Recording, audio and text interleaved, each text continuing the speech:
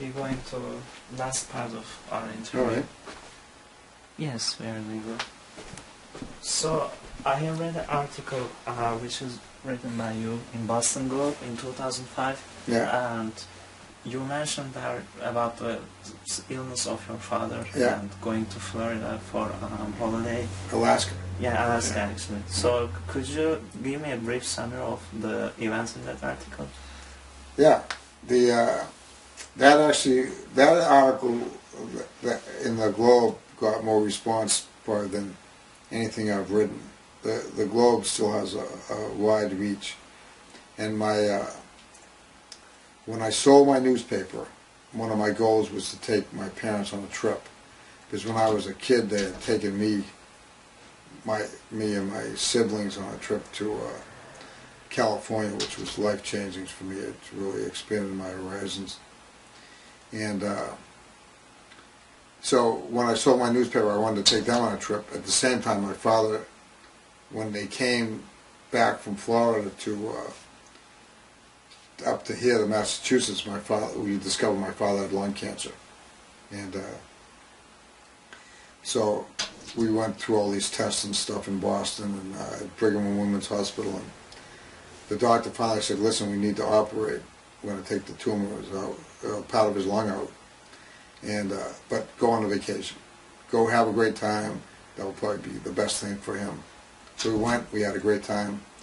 And it was just great to be with them. My wife and my kids and my wife's kids, my stepkids, came on a trip and we just had a great time. And my father had the operation. He did great, and he's fine now. Yeah, which is good news. Yeah. And you have a career also in newspaper publishing and Lancaster Times. Yeah. You were the owner of that. So could you give me details about your publishing career? Yeah. I was, when I was at Worcester Magazine, I decided with my ex-wife to start a newspaper in our town of Lancaster because it was really being poorly served by the one little newspaper that covered Lancaster and some other towns. And so we just started. She sold ads. I did most of the writing. At the very beginning, I did almost all the writing, except for a couple correspondence. And then it quickly grew, and we started in our family room. So I was like up all night, every night, just working on it. It was, starting a business is tough, but I loved doing it, and it really took off. And it gradually grew over the years, and I got divorced. My ex-wife and I still owned it together and worked together even after we got divorced for a while. And my current wife, Karen, who you met, was the editor, and she was like an incredible writer and editor. And I ended up leaving a lot of that part of it to her, and tried to run the business, and it got so it grew to it did great. We had at one time we had 2 different newspapers and a monthly magazine called Mother Town, and we were doing quite well. And I ended up selling it. For some reason, I got sick of it. Sick of doing it. I wasn't quite sure why, but I sold it in 2005 to the Boston Herald, and yeah, that's just what it was. But then after I started another magazine, but I had all these different restrictions on me from the non-compete agreement that I had to sign when I sold the newspaper. And the magazine was called Central Mass Magazine, but it did it for about a year, and it really never took off. So that was my publishing career. You also have a teaching career, and right now I think you work in Mary Wells High School.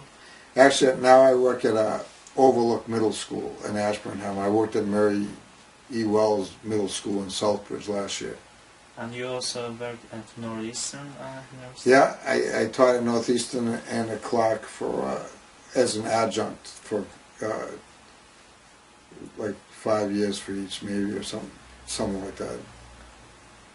Yeah, and also I read in your interview, I found an interview of you online, and you also say your daughter goes to Northeastern journalism, School of Journalism. She did, but she just graduated. My daughter Jewel was a journalism major at Northeastern. She had a 3.9 GPA. Wow. And she called me up one day a couple of years ago and said, Dad, you know, I've been volunteering at a school in Mattapan and I really want to switch majors. I want to become a teacher. So noting the decline of journalism, or not the decline of the quality of journalism as much as the decline of opportunity in journalism, I told her I thought that was a great idea. And at the same time, I was researching Horace Mann for Massachusetts Troublemakers, and I realized that that sounded something that I'd really like to do too. So I took the teacher's test, and that's how I became a public school teacher. And I love doing it. I love teaching in public school. I think it's an important thing to do, and I get a real kick out of the kids, and hopefully I can help them become better writers. And the awards that you have won in your career, the prizes, could you give me the names of some important ones? Yeah, I think I won a bunch of awards with the newspaper. We won tons of awards. My favorite personal ones were I won like best columnist for New England for our size newspapers when I was at Worcester Magazine, and with my own newspaper several times. But the most important ones to me were a couple times we scored well in, we got awards in general excellence, and we were runner-up for Newspaper of the Year a couple times. And those ones were particularly important to me because those were like about the whole staff, about everybody. And my wife was Journalist of the Year for all of New England. One year, shortly after she started as a journalist, she just, like I said, she just picked it right up. And Karen was just a natural journalist, and she's a great poet too.